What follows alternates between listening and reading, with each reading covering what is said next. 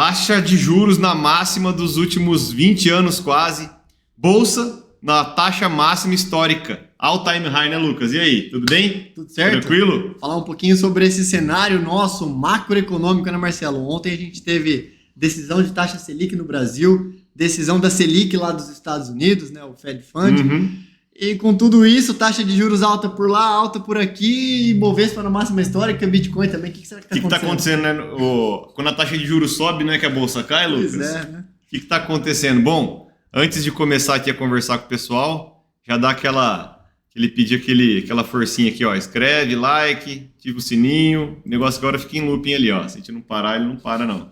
Momento youtuber nosso. Você que tem acompanhado, nós fizemos uma live recentemente, né? Legal a participação de vocês. Vou deixar aqui em cima. Então, quem não assistiu, quiser assistir também, nós falamos bastante sobre dolarização, uma masterclass, enfim, projeto educacional nosso que vale a pena você conferir. E agora a gente vai aprofundar sobre esse cenário do momento, né, Marcelo? É o assunto do momento. Ontem tivemos decisões fresquinhas e vamos explicar para vocês o que está acontecendo, né? É difícil entender esse cenário macro, mas a gente está aqui para... Como é que você investe nesse cenário? Porque o Lucas fala o economês aqui. No final é isso que importa, né, Marcelo? Passa o pano ali na mesa, mas não fala, pô, a gente vai te falar o que você faz com o seu dinheiro nesse momento. Será que, pô, taxa de juros na máxima histórica, bolsa na máxima histórica, então se o pessoal vai pensar, né, fala, pô, talvez seja melhor eu sair da bolsa então e ir para taxa de juros, né, Lucas? A gente parar para pensar de uma maneira bem nua e crua, né? Mas acho que deve ter muita coisa acontecendo. Vamos falar pro pessoal aí o que a gente tem aqui na tua visão, né? Hoje é o Lucas que é o especialista da vez aqui. Ele vai ser o entrevistado. Na tua visão, então, como que a gente investe nesse cenário, Lucão? Já vamos... Com nós é assim, a gente já começa do final e depois a gente passa pro meio, tá? Bom, como que a gente investe? A resposta rápida aqui seria diversificando a carteira, né? Então, hoje quem tem taxa de juros na carteira, famoso CDI, famosa taxa Selic e instrumentos vinculados a ela, tá ganhando um baita dinheiro. O pessoal vai falar que a gente só saboneta aqui, Lucão. Porque toda vez fala assim, mas e aí? Não, diversificação é a chave do negócio. É a chave do negócio. Então, assim, quando a gente está alocado, né, que vários dos nossos clientes têm bastante CDI, Selic na carteira, está sendo um bom investimento, porque, poxa, a gente veio de um ciclo de alta de taxa de juros bem forte nos últimos meses. O investidor hoje está recebendo aí 1,25, 1,3 de maneira conservadora. E quem tem um pouco de bolsa também está vendo um retorno interessante, né? Hoje a gente vê a ação do Bradesco subindo 15%, né? Que é um bancão tradicional, é difícil a gente ver... Posso fazer um disclaimer aqui, um gancho? Só um ganchinho. Mão de alface. Eu vendi faz 10 dias minha posição. Eu carreguei uns 3 anos. Faz parte. Carreguei faz uns 3 anos. Pessoal... Essa é a parte de a gente não conseguir prever o futuro sempre, né, Marcelo? Então, por isso que a gente fala de ter uma alocação estrutural de longo prazo. Porque tudo bem, mesmo que você tivesse mantido, eu tenho certeza que não era uma posição gigantesca na tua carteira que fosse deixar milionário. Na verdade, até fazendo um gancho aqui com o vídeo, que nem é o... Hoje a gente tá sem pauta, galera. A gente vai falar sobre alguns temas e vamos livre. Eu tinha quase todos os bancos na carteira. Banco do Brasil, quando ficou barato, eu comprei. Daí comprei Bradesco, quando ficou barato. Itaú, eu sempre tive, assim, meio que estrutural. E BTG, né, pela nossa parceria, começamos a conhecer mais o banco. E olhando os fundamentos, valuation, eu comecei a comprar também. E daí eu falei assim, pô, eu não posso ter todos os bancos na carteira, deixa eu enxugar esse negócio. Para ter todos é melhor comprar o índice. E daí, por fundamentos, eu tirei o Bradesco. Falei, e Banco do Brasil também, para realizar um lucrinho que eu tinha. E comprei mais BTG Pactual. Então, que hoje subiu um pouquinho, mas deu uma dor no coração. Porque assim, eu troquei 6 por 16. Não, 16 por 6. Mas é isso. Vamos voltar aqui pro nosso vídeo.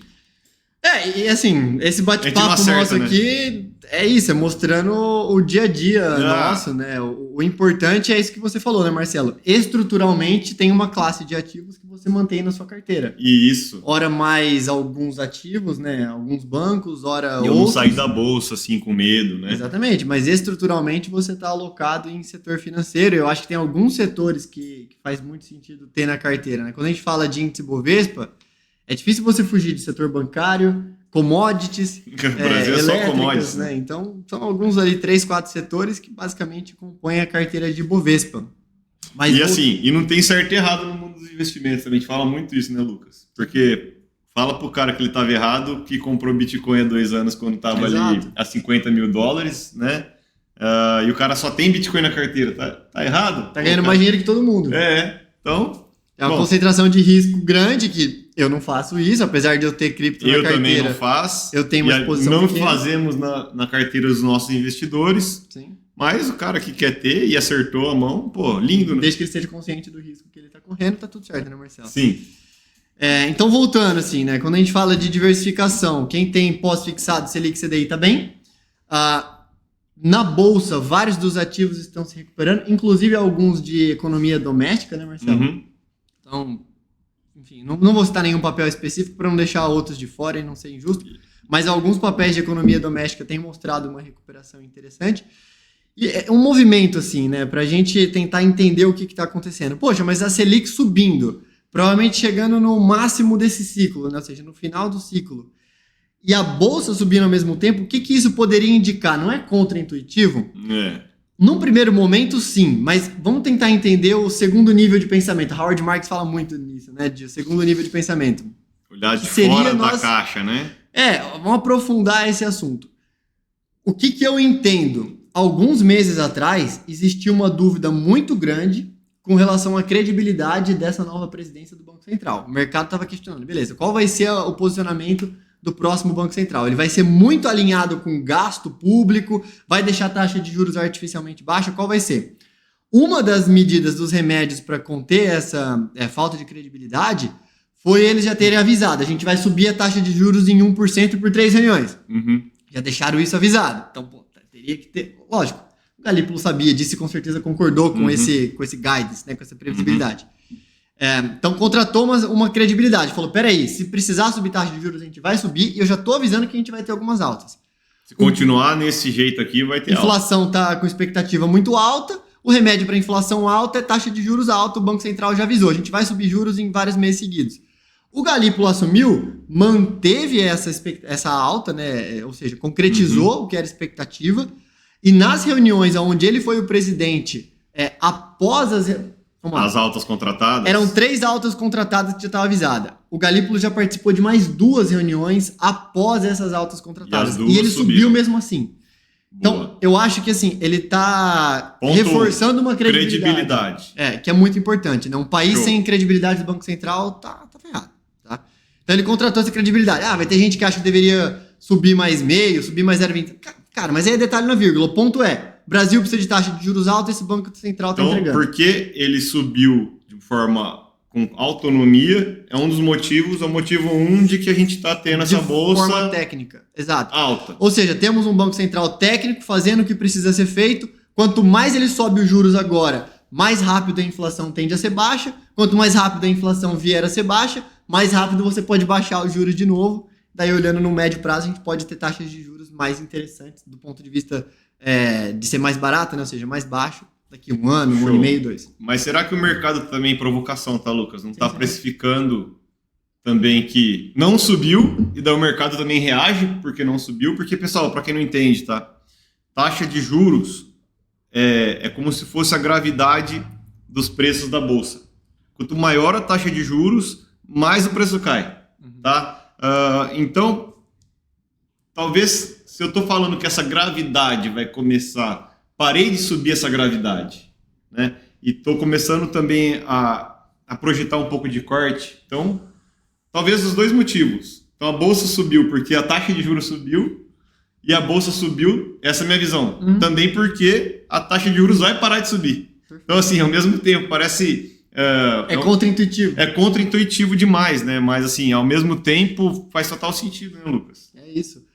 Você sobe a de hoje para ter uma expectativa de taxa menor lá na frente. É isso que você falou. Ancora as expectativas, ou se tivesse muito desancorada, a desancoragem é menor, sei lá, né? Aí você escolha o termo que você quer, né? A falta de credibilidade era muito grande, agora ela é meia boca, ou agora não, de fato temos uma credibilidade. Ponto temos um Banco Central que tem um voto de confiança aí por um tempo, é o que me parece. E estamos provavelmente no final dessa alta da curva de juros. Sim, as duas coisas. Se o final foi ontem e bateu o martelo, ou se tem mais um tiquinho, sei lá. Esses são os 2 pontos. Eu até acho que acabou. Tá? Minha Tá. opinião essa foi a última. E Mas, aí? enfim. E o terceiro ponto? Tem terceiro ponto? Bom, o terceiro ponto, o que a gente deveria fazer, né? Então, eu acho que tem uma alocação estrutural, tanto em CDI quanto em índice Bovespa no Brasil, a gente não tem como fugir, né? Eu gosto de, assim, por preferência, eu sei que você também. Mas é a pergunta que... Tá, juros todo mundo quer pegar porque tá alto. Sim. Será que a bolsa não tá já cara demais? Eu acho que não, mas eu entendo que ela estava mais interessante Porque 3 meses senão atrás. vamos zerar a bolsa e, tipo assim, né? O cara trader, né? O cara que quer pegar os movimentos. Ele vai pensar isso, né? Por que eu vou continuar na bolsa e não vou para juros a 14, quase 15? É uma boa provocação. E o que eu responderia, tá? Por isso que a gente gosta da gestão ativa. Seja uma carteira recomendada com bons papéis, sejam gestores que escolhem ali, sei lá, 20 papéis e fazem uma boa seleção. Porque, de fato, o índice Bovespa, ele já esteve mais interessante alguns meses atrás, quando estava 110, 115. É meio óbvio, pô. Prefiro comprar um negócio a 115 ou a 136? A 115 é muito mais interessante. Então, Mas a gestão ativa aparentemente é os importante. lucros das empresas estão acompanhando essa alta, né, Lucas? Por exemplo, o Bradesco mesmo. É um caso de turnaround ali, né? Turnaround do banco desse tamanho é difícil, uma mas enfim. recuperação, né? Tava com dados ruins que veio com uma perspectiva melhor. Então, sim, mas outro ponto também aí, já olhando para fora, né? A gente tá falando só do cenário brasileiro, mas o próprio Copom, né, o Banco Central, ele coloca no comunicado e na ata a análise externa dele. E ontem a gente teve a reunião do Banco Central americano também. Foi falado muito sobre as tarifas e o cenário comercial, inclusive, né? Qual que é o impacto que isso vai ter. Hoje saiu uma notícia de um acordo, né, acontecendo entre os Estados Unidos e o Reino Unido e que tem uma reunião agendada para o final de semana dos Estados Unidos com a China para entender o que eles vão fazer do ponto de vista comercial, né, e de negociação. Bom, com isso, a bolsa hoje lá também subiu. Eu acho que um termômetro interessante ali o petróleo subiu bastante hoje e ele é um indicador tanto de tensão geopolítica, mas também de atividade econômica. Porque se você tem uma atividade econômica mais aquecida, você precisa de mais energia e o petróleo acaba sendo uma fonte de energia importante. Então, tem essa questão também, né, de a gente analisar, empresas de commodity brasileira, a gente exporta bastante. Primeiro que o Brasil, do ponto de vista de tarifas, é difícil a gente falar que foi beneficiado, mas foi menos prejudicado por essa rodada de tarifa do que outros players. Então poderia ser Pode ser beneficiado no rearranjo das cadeias. Exato, indiretamente, no segundo momento. Brasil do BRICS, começa a pegar ali um pouco. E o Brasil ainda tem relação com os Estados Unidos, não foi sobretaxado, então talvez o Brasil comece a comprar matéria-prima da China, manufaturar aqui, né? E mandar para os Estados Unidos, e mandar para... Enfim, parece que um pouco disso já vai acontecer, né, Lucas? Sim. Mas se a atividade econômica global entrar em recessão, não adianta nada. Nada segura, né? Então é importante que a atividade econômica se mantenha robusta no mundo. A China injetou um pacote também fiscal de ontem para hoje, né? Enfim, taxa de compulsória, etc. Vira e mexe, eles têm esse tipo de notícia. São fatores que trazem um bom humor para o dia de hoje, né? Para essa quinta-feira. Por isso que eu acho que a Bolsa Brasileira está subindo na máxima histórica. Tá? Essa história da China, tô dando risada que essa história da China parece... Cara, o intensivista tá lá com o paciente na UTI e fica metendo adrenalina no cara, né? Porque todo mês o mercado tá esperando um pacote da China de recuperação da economia, né? E na verdade, tá fazendo um gancho aqui que nada a ver com o assunto, o problema lá o assunto é macro hoje, Marcelo, fica à vontade. O problema lá é imobiliário, né, Lucas? Sim. Construção civil imobiliária. Os caras têm... Que não é de hoje também, faz uns anos. Os caras têm cidades construídas para 500 mil pessoas... bizarro, assim, fantasma, não tem ninguém lá, os caras estão derrubando, já teve ondas de demolição, né, dos empreendimentos e uma tendência lá, então, e o problema lá é imobiliário porque, na verdade, é demográfico. Sim. Então, porque em algum momento eles acharam que a China crescer muito, a população era um problema, porque eles não tinham como suprir. Tinha até a política de um filho só. Tinha a política de um filho só, e essa política, no final das contas, você vê como que é difícil, né? Desligaram ela, mas para você ter filho demora 18 anos. E outra, você já tirou a cultura do chinês de ter filho. Então, é difícil. Como que a população vai voltar a ter mais de um filho? E assim, naturalmente... Naturalmente, os países já estão tendo mais filhos, né? Naturalmente. Menos filhos. Pô, a gente olha nossos avós... Meu pai, ele tem mais 3 irmãos. Minha mãe tem mais 4 irmãos. Você é em 2. Eu sou em 2 e, enfim, estamos com um filho só. Então você vê que isso vai diminuindo, né? Mas voltando ao assunto, né, de como investir, que isso é sempre o que nos pauta aqui. Eu entendo que uma gestão ativa de renda variável, ela continua fazendo sentido a médio e longo prazo. Não acho que seria o momento também abrir mão 100% de ter recurso em caixa, Selic, CDI, porque a gente está sendo bem remunerado para isso. O que eu gosto mais, tá, Marcelo? Vamos ver o que você acha, porque a gente não combinou isso aqui. Eu entendo que os níveis de títulos IPCA+, estão ainda não tem corte, hein? Cuidado. Não tem corte, vamos lá. Se a gente discutir aqui, vocês vão ver na prática. Mas vamos lá. Os títulos IPCA+, eu entendo que eles estão numa taxa muito atrativa ainda, de 7,5% aproximadamente. Você consegue CDBs e crédito privado pagando até acima disso. Os fundos imobiliários, eles tiveram algumas recuperações, mas eu entendo que eles ainda estão atrativos, com um valor de aluguel ali, se a gente pode dizer, interessante, uma correção pela inflação e um desconto do patrimonial ainda.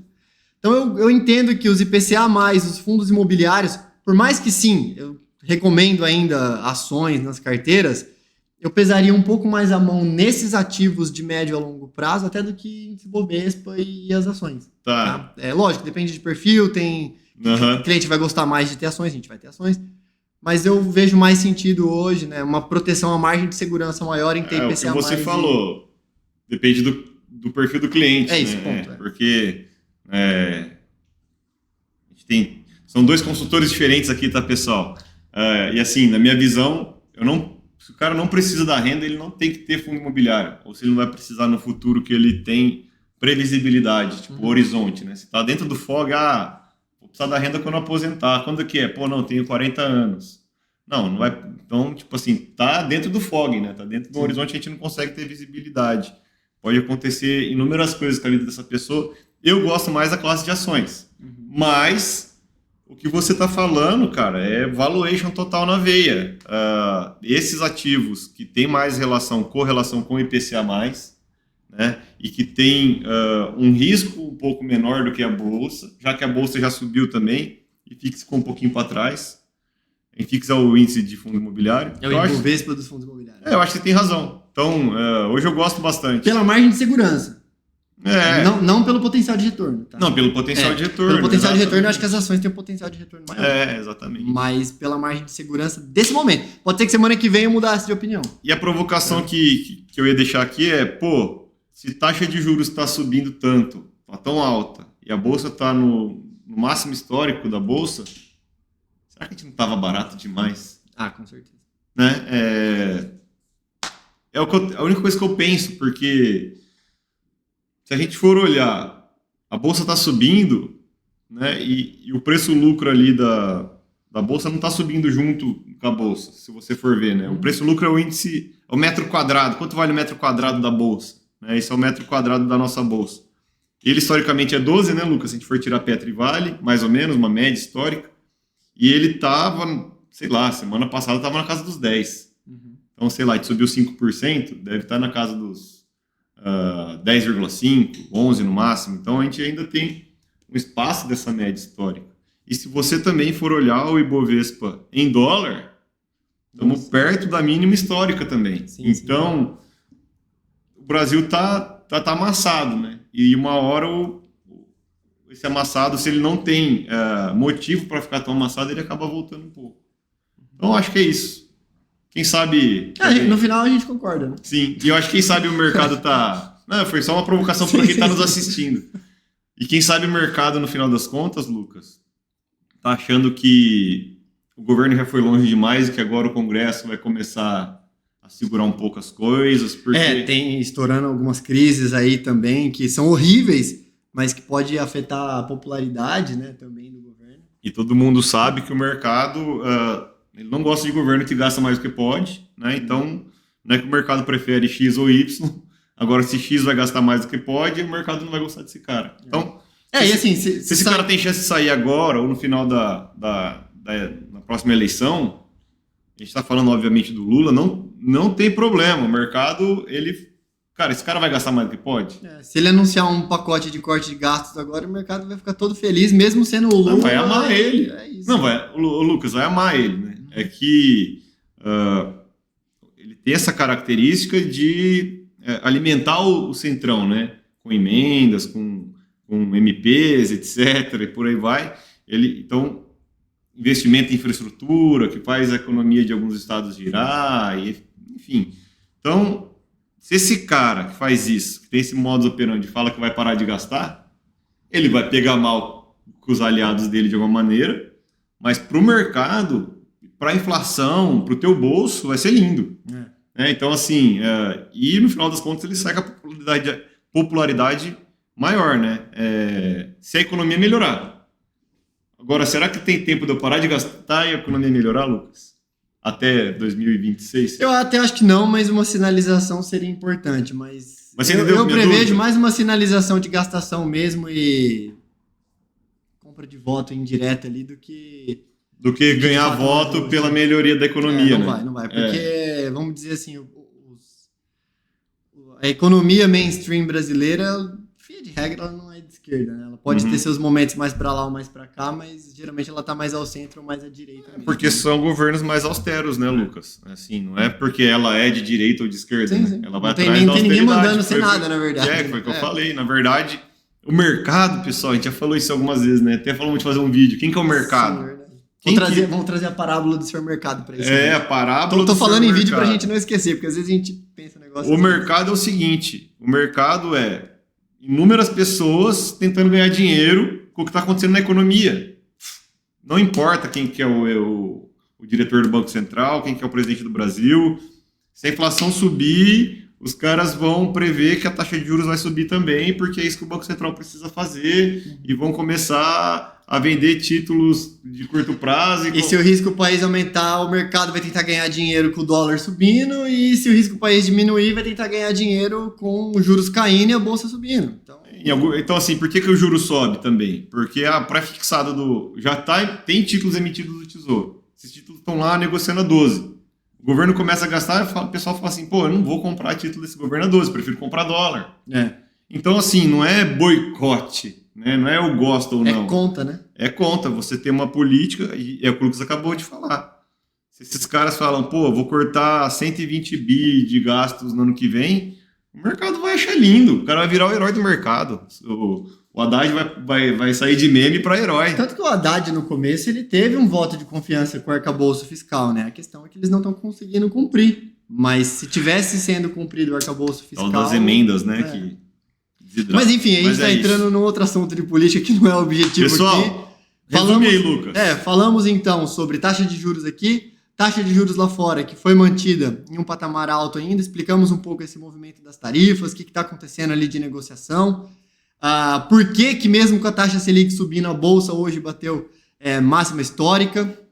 E é isso, um pouco do que você deveria investir também. A gente falou de algumas classes de ativos.